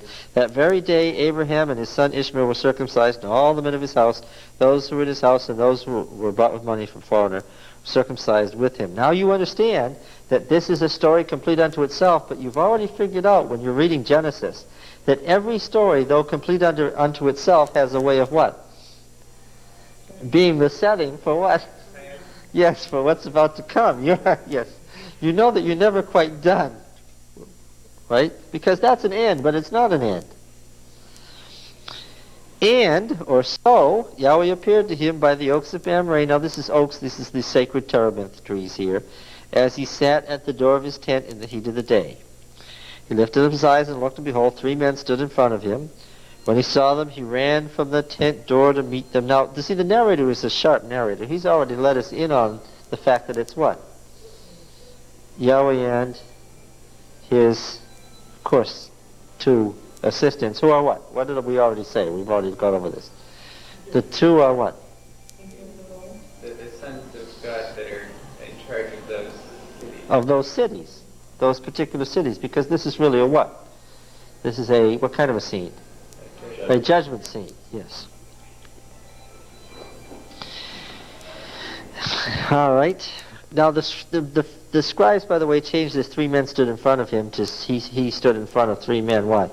All the way through here, they're upset with the story because God is on Abraham's property and God is the guest, and so God is presented as the inferior. The scribes couldn't have that, so they changed it around to say that Abraham was standing in front of God because they didn't like the way it read. Because this is the Masoretic text, this is the Babylonian text, the oldest and purest text. We've got the Palestinian and we've got the Greek, the Egyptian text, and those read the other way. All right. The Masoretic text isn't clearest purest in all places. There are errors, and you can pick those up by reading. But when there's obvious changes motivated by theology, you can see those fairly easily. Are there English translations of these other? Yes, there are. Good question. Yes, you can read the Septuagint in English. There's a book entitled the Septuagint in English, and you can read the Samaritan Pentateuch in English. And then typical Middle Eastern talk, my Lord, if I found favor in your sight, do not pass your servant. Let a little water be brought, and wash your feet, and rest yourselves under the tree, while I fetch a morsel of bread. Do you notice this Middle Eastern talk? I'll get a little bit of water and I'll get you a morsel of bread. It's not going to be any trouble. I'm just going to get a morsel of bread that you may refresh yourselves. And after that you pass on, since you've come to your slave. Right? This is typical Middle Eastern talk. And they really do talk this way, and it really is your duty to respond as a guest to whatever they have to offer, because offering assistance to the guest is very important. So they said, do as you've said. And Abraham hastened into the tent to Sarah and said, make ready quickly 3 measures of fine meal and knead it, right? He's got about a pound of flour here. Knead it and make cakes. And Abraham ran to the herd and took a calf. Now this is the morsel, right? Tender and good, and gave it to his servant who hastened to prepare it. Now this takes a while. He's preparing a feast. This takes a while. Then he took curds and milk and the calf which he prepared and set it before them, and he stood by them under the tree while they ate. Now this is in the sacred grove. He hasn't caught on yet, right? That's the irony of the scene. He hasn't, because he's been having all these visionary experiences. He's seen God in vision many times, but what? He hasn't seen him out walking around in the daylight. They said to him, and here's where it turns ominous, where is Sarah, your wife? First, they refer to her by the new name. And secondly, they obviously know an awful lot about him personally to have knowledge of his wife. It's very ominous because among the Canaanites, if the guest asks for your wife, then what? Then what? Sex for the wife. She's 100 years old. She's 90 years old now, right? He said she's in the tent. And Yahweh said, I will surely return to you in the spring. Now the spring is the time of lambing, right? When all the lambs that have been fertilized are born. And Sarah, your wife, will have a son. Sarah was listening at the tent door behind him. Now Abraham and Sarah were old, advanced in age, and it ceased to be with Sarah after the manner of women. So Sarah laughed to herself, saying, after I've grown old, and my husband is old, shall I have pleasure? Yahweh said to Abraham, why did Sarah laugh and say, shall I indeed bear a son now that I'm old? Is anything too hard for Yahweh? At the appointed time I'll return to you in the spring, and Sarah shall have a son. But Sarah denied, saying, I did not laugh. She's standing behind the door, right? She speaks out loud, and I did not laugh, for she was afraid. But he said, no, but you did laugh. This leads me to believe that what had happened to the promise made to Abraham a year before that he was going to have a son. He had joyfully gone home and not done something. So you have to be reminded. Reminded? She's not being reminded here. He's being reminded, but what? He didn't do what he needs to do. No, but I don't think you catch it. In her reaction, I can tell that her reaction is fresh. The idea that she's going to have a son is new to her. Well, he didn't call Sarah. Well, he forgot. He forgot to mention the whole business, apparently. Well, It's all new to her. I mean, he didn't believe it. No, he didn't. And furthermore, his prejudices were all with what? His prejudices were all with Ishmael. Right. Here's a promise that he didn't want to hear. So what had he done? He had banished it. He didn't even tell her. Maybe he didn't believe it and didn't want to get her hopes up. Maybe he had a good motivation. Maybe he had a bad motivation. He didn't want her thinking about having a child when she was 90 years old and starting the whole thing over about Ishmael. This is not good at all, what's going on here. So she has her chance to do what? Laugh. Now look, God had promised it in a vision, but now what? Now what? Now he's there. And it's time for this thing to happen here. And he hasn't told her. Right? The two chapters are in conflict because if he had gone home and told her, her reaction would have been different. Well, he obviously hasn't been having sex with her either. No. No. And of course, she's in menopause, so neither one of them. Beyond. Yeah. That's what I mean. It's long gone, and neither one of them really believes this stuff. No, they're not seriously think of this at all. Good God. He has, oh yes, I understand. This is really strange, isn't it? Then the men set out from there, and they looked towards Sodom, and Abraham went with them to set them on the way. Meaning, show them how to get there. He hasn't got it yet, has he? At the most, he thinks that these are believers in Yahweh, right? And maybe the man can be viewed as some sort of prophet, but he hasn't got it yet. Well, not the old scene. This just brings in the promise where God says that he counts things that aren't as they really Yes. were. Yes. Yahweh said, shall I hide from Abram what I am about to do, seeing that Abraham shall become a great and mighty nation, and all nations of the earth shall be blessed by him. No, for I have chosen him, that, notice the purpose clause that's added here, it's not added elsewhere, that he may charge his children and his household after him to keep the way of Yahweh by doing righteousness and justice, so that Yahweh may bring to Abraham what he's promised him. And here, the promise becomes conditional on response. It isn't in the prior passage. Here, the covenant is said to be conditional. Very important passage. Now, see, the Jew says, and so does the dispensationalist, right? So does who? Pat Robertson. Say, the promise once made to the Jews, what? Is? Yeah. That's what. But you see the same thing here with Abraham, though, because he said, well, I have chosen him. He's already chosen him. Yes, but now it's so that Yahweh can bring to him what he promised. Yes, so that he can bring to him what he promised. It's not automatic. Then Yahweh said, because the outcry against Sodom and Gomorrah is great and their sin is very grave, I will go down to see whether they have done altogether according to the outcry which has come to me, and if not, I will know. What did we see in Genesis 3? And again with Cain, again with the Tower of Babel. What is the pattern? Yahweh does what? He comes and investigates personally. And that's the investigative judgment. Not because he doesn't know, but because what? Any judge, before carrying out an execution, shows that what? He's willing to personally investigate the matter. Okay? And again, who are the two others? They are the two guardian deities, the members of the heavenly court, whose business it is to run, Psalm 81, to run Sodom and Gomorrah for Yahweh. And what? What have they told him? Obviously, they've come with a great complaint that's very grave, saying what? Can't be governed. If you're responsible to Yahweh for governing a city-state, and you have to say what? It's ungovernable, and they've complained to him, and what has he said?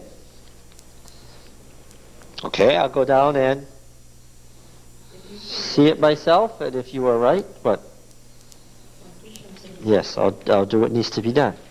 So the men turned from there and went towards Sodom, but Abraham still stood before the Lord. The Lord still stood before Abraham, it reads. Then Abraham drew near and said, wilt thou indeed destroy the righteous with the wicked? He's thinking of?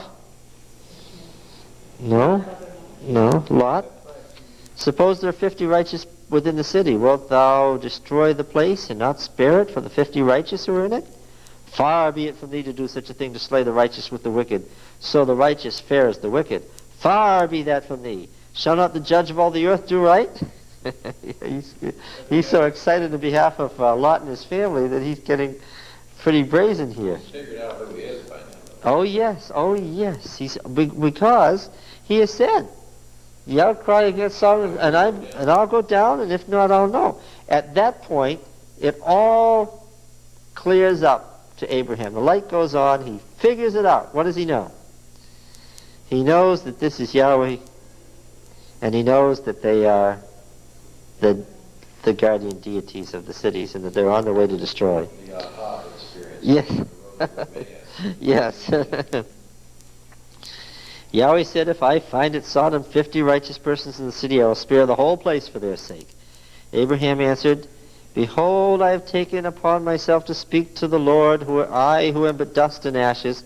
Yeah, the fine dust. This is a reference to the curse on Adam. Suppose 5 of the 50 righteous are lacking. Wilt thou destroy the whole city for the lack of 5? Now he's thinking about Lot's family. And he's thinking about Sodom. Right? Yes, and it dawns on him. And it dawns on him, having gotten into it fairly deeply, that maybe 50 was too large a number. So he cuts 5 off. And so the Lord says, I'll not destroy it if there are 45 there. Again he spoke to him and said, suppose 40 are found. He answered, for the sake of the 40 I'll not do it. Then he said, now by the way, this has to do with the intercessory nature of the righteous, the preserving of the world, the mediating power of the righteous. That's right, their mediatorial role. Verse 30 says, then he said, oh, let not the Lord be angry, and I will speak. Suppose 30 are found there. He said, I will not do it if I find 30 there. He said, behold, I've taken upon myself to speak to the Lord. Suppose 20 are found there. Now the reason he's going on and on is because he is thinking about Lot and Lot's family in Sodom, right? He said, for the sake of 20 I will not destroy it. Then he said, oh, let not the Lord be angry, and I will speak again but this once. Suppose 10 are found there. And he answered, for the sake of 10 I will not destroy it. Now why did he come down to the 10? Well, he was thinking of Lot and his immediate children and their spouses, and he figured what? Just the nuclear family was 15, and he'd make it. Okay. Abram went his way when he finished speaking. The Lord went his way when he finished speaking to Abraham, and Abraham returned to his place. The 2 angels He didn't tell us that before, but if you're reading with your mind alert, you already knew that. Came to Sodom in the evening. And Lot was sitting in the gate of Sodom. Now this tells us all sorts of things. What was Lot's position? Oh, we're in. He was an important person. He was a judge. He was a judge. He was one of the what? How were these city-states run? Well, they had a king, and the king didn't run by himself. Everything was a reflection of the cosmic state. There was a king and what? And his council, the elders who sat around him. And among these was Lot. He's running the city. And literally, whose watch was it? Yes. He was responsible in behalf of the king and the council of elders for running the city that night. Do you think this is by accident? And by extension, also for hospitality to all guests in the city. He was responsible for everything that happened in the city that night. Do you think that God decided to come that night by accident? Oh no, he was coming when Lot was in charge. Now presumably things are going how with Lot in charge? Well, they'd be going as well as they ever would, given his background. Now remember, what was the purpose of the fortified city in the ancient world? The fortified city was the place you went for protection. If you wanted trouble, stay out in the open fields where the marauding bands, right? Lots of people camped outside the city walls. But what? When it's coming nightfall, Genesis 19 has to be compared to Judges 19. The Levite and his concubine were out in the hill country, and it was drawing evening, and what did he say? Because Judges 19 was based on Genesis 19. He said, it's getting dark, we better go to this city of Benjamin over here and get inside where it's safe. Right? Okay, so the idea of the fortified city was that's where you're safe. Now, where in the city did the folks camp for the night when they went into the city? Every city had a what? Had a bazaar, a market, the open area of the market, and the traveler for protection went where? Went into the city, within the walls of the city, to the market, the bazaar, where you could sleep in safety, and presumably there was an inn there that faced the market and so forth. Okay? When Lot saw them, he rose to meet them and bowed himself with his face to the earth. This is a dramatic and direct reflection of Abraham's treatment of them when they came to his territory. Right? He said, my lords, turn aside, I pray you, to your servant's house and spend the night and wash your feet. Then you may rise up early and go on your way. They said, no, but we'll spend the night in the street, which is a perfectly normal response, presumably, in a city. Okay? But he urged them strongly, so they turned aside to him and entered his house, and he made them a feast and baked unleavened bread, and they ate. So far, so good. Very much a reflection of what we have with Abraham. But before they lay down, the men of the city, the men of Sodom, both young and old, all the people to the last man surrounded the house and called to Lot, where are the men who came to you tonight? Bring them out to us that we may know them. Now then, what is going on here? What are we supposed to think of? Right away. Canaanite city, what are we supposed to think of? What? No, be much more specific. No, what? Cain? What Cain? Well, Cain and Abel. No, not Cain and Abel. What Cain? What Cain? Oh, Canaan? Yes, who did what? Who raped his father to get what? To get his semen, which was what? His life, his power. Why? Because this is an abomination, which is to say what? Don't read English word abomination. I told you it's a technical term for what? It's defined repeatedly in Leviticus. An abomination is what? What? Canaanite worship. It's a religion.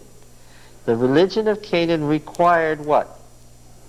You try to get as much fertility as possible, as much power as possible, because that fertility increases the power of the clan and of the group, and it increases the number of people and the fertility of the ground. Why was Sodom so rich? Because, they would have said, because of what? Because of our assiduous worship of Baal and his sister Anet and all that it implies. Now, Baal and Anet were Janusian gods. They were the two halves of each other. They were twins from the same seed. What do I mean by that? Baal was the male form and Anet was the female form of the same thing. Okay? By definition, most of the religions of the ancient world, and the Canaanite religion in particular, required what?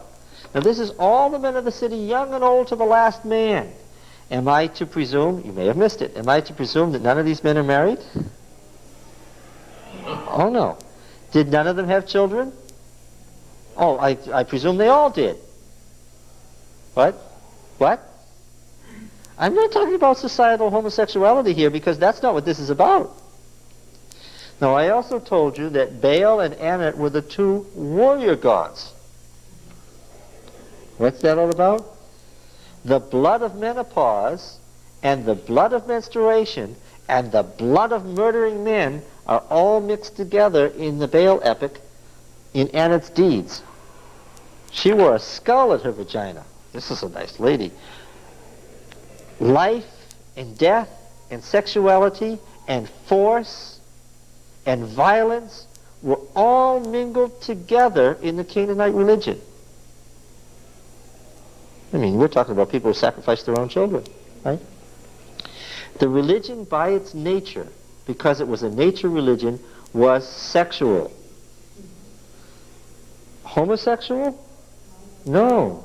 Bisexual? Yes. Animal sexual? Oh yes, the priestesses had sex with animals and the priests had sex with animals. The religion, and then what would they do with the animal? After they'd had sex with it, then they would sacrifice it. And the children were trained, because sexuality is a learned experience. It may be learned so young that people don't know when they learned it, and you may think that you were heterosexual or homosexual from birth, but you're not. It's a learned experience. And the religion of Canaan taught people what? To be violently sexual. What they wanted to do was to rape these men. Now, it was not so much what the sex object was. It wasn't homosexuality. It was the sexuality and violence that was... What did Lot say? Well, did he think that they were homosexual? No, he didn't. He thought that what? That they were sexually violent. And so he offered what? Remember, you have to think of Canaan who raped his father. To get the semen, to get the power over his two brothers. Right? Well, if you get that, how come he went and told his brothers afterwards then to go in and do the same thing to their dad? Because... But he had already taken primacy. In his mind, he already had primacy. Why? He was first. Yeah. So now, we have a rich society. We have a society that has too much of everything, too much time. We have a Canaanite society. It is violent by nature, and it is violently sexual by nature. And it doesn't particularly matter what the sexual object is. It can be men, it can be women, it can be animals. It's a violently sexual society, and that's what God came to find out. If these people were totally out of control. Of course, the reason that they destroyed that city of Benjamin, even though it was God's own people in Genesis 19, was not because of homosexuality, because who did they murder? Who did they murder in Judges 19? They murdered a woman. Right? Didn't make any difference. Right? They cut her up, her pieces of her body, and they murdered her. And what would have happened to these two? They would have raped them first, and then what? Oh yes, they would have sacrificed them. That was absolutely over for them. Did Lot know it? Yeah. Did he know the city was like this, or is this all a surprise to him? I'm sure he must have. Hey, he was running this city. Now, would they do this to everybody, every guest that came into the city? Yeah, Or probably. was it just because anyone from visitors were so fair compared to everybody else that they just thought they had to have. Oh, no, I don't. No, I don't think that it has anything to do with their good looks or anything like that. I think it has to do with the Canaanite religion. And these people apparently looked like foolish and naive foreigners whose life could easily be, whose life force, whose fertility could easily be stolen. Yeah, but it just sounds to me like before long, word would get around, nobody would go into that city because if everybody went in that looked halfway good or whatever, this would happen to them. But it doesn't have anything to do with looking halfway good. I'm quite sure that an ugly dog could have walked into Sodom and what? It ended up raped and sacrificed. Did it have anything to do with the time of the day that this happened, or did this happen all the time? Oh, I'm sure it happened all the time, but of course it's evening, which is the Yes. time for sacrifice. But to extend on what they said, if this is the pattern, why was this city called protected? Why would anyone come in from outside to inside this protected city and take the risk of being raped and killed? Oh, I suppose that most people who lived around there knew that you didn't sleep in the street in Sodom. Oh, I see. These are strangers who don't know what they've gotten themselves into. Yeah. You made it sound so inviting at first. Well, I suppose if you were... Now, do you suppose this is the first time this had happened? Well, of course not. No. Yeah, so obviously, strangers who didn't know had done what prior to this? Had spent the night in Sodom. I suppose some of them were families, men, women, and children, because did they have anything against having sex with children? Oh, no. Would they sacrifice a child after raping it? Oh, yes. In a moment's time. Rape a child and murder it? These were really dangerous people. Well, the accusation against him was true. Well, that's right. So the point was that, what did Yahweh say? That their sin is very great. There's been a great outcry about Sodom and Gomorrah, and it's come to me. When Yahweh says that the cry is so grave that it's come to me, Yahweh is pictured as what? In the cosmos, what judge is he? Now, all the rulers are judges. What is he? The supreme judge. A case doesn't end up there right away, because the cosmos was pictured in the ancient religions as a giant state. Remember that the whole cosmos was a state, a somewhat democratic state. And a case did what? Just as it does in our democratic society. A case makes its way up. And when it reaches the high court, you have to presume the case is what? Very serious. For Yahweh to be there himself, and Abraham knew it. And another thing about Lot being so eager, or not eager, but willing to have his two baby daughters out there, Well, taking the place of these guests. But he Oh, did well. recognize these guys not and who they were. But you see, part of this story, though, with the Canaanites, is willing participation was often protection against the violence. It was particularly true that they tended to violently deal with people who did not willingly participate in the whole scene. a mob frenzy could end you up dead. But if you were a Canaanite who come from another Canaanite city and something started, what would you do? Join right You- Of course you would. And you would end up with a little more life than you had before. Right? You're right. Absolutely. It was the mobbing, it was the victimization, right? Are we to presume that Lot took part in some of these things? Well, if he didn't actually participate, and that's apparently what he did not, you have to see that he accepted and ran a city-state where that was the way of life. Where he contributes his children. Yes, that's right. Yeah. But he being one person though, he couldn't really say it couldn't happen. That's But true, to but save his family, he had to. but how did he get there? He chose to. How do you stay there knowing this went on? You know? I mean, so Yeah, that's. you can't say he was guilty. Look, you understand that this business about sexuality, the Yahwist is very concerned about this, because he says this, the first recognition of sin was the recognition of sexuality in Adam and Eve. He was very concerned about it because he said that it was that form of violence and it was that sexual sin in Genesis 6 that what? That caused the flood. And it broke out again in the epilogue immediately after the flood. And what? And he's saying that epilogue immediately after the flood was Canaan. And what? And these are the Canaanite cities. And why is he concerned about this? Because Genesis is written at a time that Israel is about to do what? Yeah. Israel is about to do what? Go into Canaan. And destroy? Is that what they did? Yes, because by the time you get to Judges 19, what do you find out? They didn't destroy, they what? They joined. And that's what he was worried about. The very thing he was concerned about, that they might become another set of Canaanites themselves. But bringing all this out, our church is we are so naive. We don't, the bulk of the church doesn't understand it. Oh no, I think, see, it's much worse than what you usually hear, right? It's far worse than what you usually hear. Why? Because we don't spend our time talking about having sex with animals, right?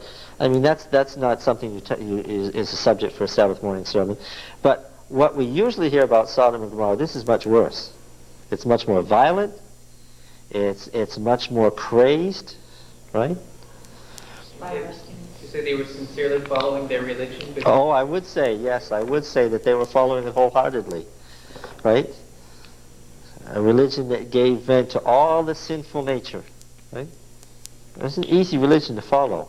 There's something more here, too, if I recall, is Lot was not just offering his daughters. First of all, he had to not only, he was a patriarch, so he condoned this in his family because his daughters, those who were married, because it says he had son-in-law, were Canaanites. It says every man to the last man was outside his door. What does that tell you? Son-in-law was there, too. Why did you say son-in-law?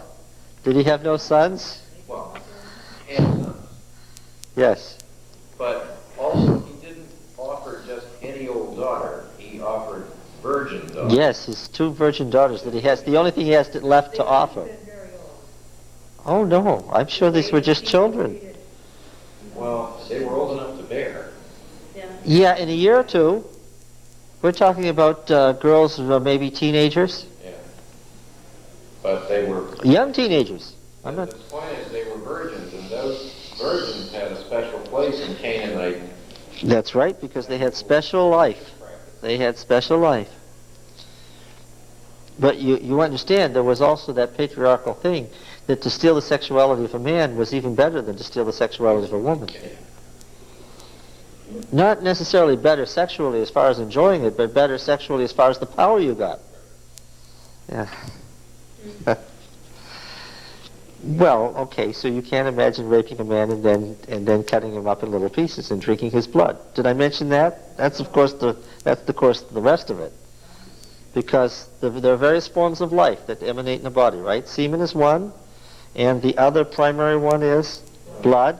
And then, of course, there's certain organs you want to eat, like the liver and the kidneys, and you understand they were going to eat these people that night. We're talking about the whole route here. This isn't... No wonder later on Elijah and people like that, they preach so hard against all this Baal. Yeah, the Baal religion, because the Baal religion in its simpler form was just a nature religion, worshiping the cycle of nature.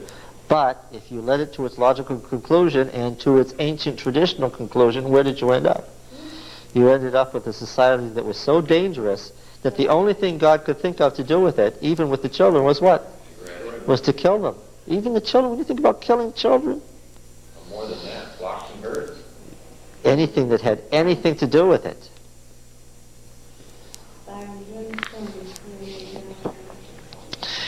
Well, Didn't just destroy the cities and kill everything in it, but they were to be made into dung heaps. yeah, so there wasn't even any city there afterwards. Don't act so wickedly, he says, behold, I have two daughters who don't know man. Let me bring them out to you and do as you please, knowing that what would happen to these two girls. Only do nothing to these men, for they've come under the shelter of my roof. What's his explanation for why they shouldn't be raped and murdered? They're my guests. You can't rape and murder them, they're my guests. Rape and murder my daughters. Where is total responsibility? Do you think that maybe Lot had... What? Who might go willingly as a sacrifice, like they were at Sinai. I mean, they were just going into... Yes, there was that too. There was that too, the honor of being a sacrifice. Well, And it shows us how far Lot had fallen, if you want to say. oh, this is so... Is he any less warped than the other men of Sodom? Yeah, really. No. I wonder why he was saved. Well, he didn't exactly get saved by his own action. All he was passive, and that's the picture I get of him. He was passive so that these angels who were more powerful dragged him out and what? Set him on the table. Yeah, and so he what?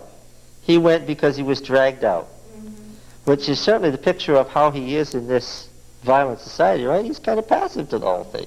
And if it takes the murder of his 2 youngest daughters, well, oh It well. wasn't murder. Well, Virgins would not be murdered. not It wasn't the same. yeah, sacrifice. But he surely had to understand it was murder. He'd been raised by... Well, yeah, but I mean, he's offering a religious sacrifice. That's right. He's... No, he's not worshiping. He's right. He is full blown into the Canaanite religion. Yeah. You know, it's interesting. Those boys who set on and raped and almost murdered that young woman in Central Park. First of all, you have the question, what on earth was anybody stupid enough to run in Central Park in the middle of the night for anyway? That's the first question. But the second question is, those boys knew they were doing wrong. But now suppose they were in a society where their religion told them to do that. Every day told them that's what you must do for the fertility of this group. Well, at least there's a thing in our society that they knew they were doing wrong and that they, you know, they're getting punished for it. But this was the state religion. Incredible as it seems. All right. We're in the middle of a night in Sodom, but we've got to... No, we're going to have to come back to it. Yes. Okay. Now, where can we read? You were going to get us a bibliography. Sometimes. That's true. I haven't had anything else to do. Yeah, it's like working till 9 o'clock at night. Oh, yes, she caught me in the office last night. Yes. You want me to include some books on the Baal epic and translations of some of the stuff about the Canaanite religion? Just bring one and I can have it duplicated for you. I can do Okay. make up mine. All right, so we'll include something about the Baal epic and the religion of ancient Canaan in it, too.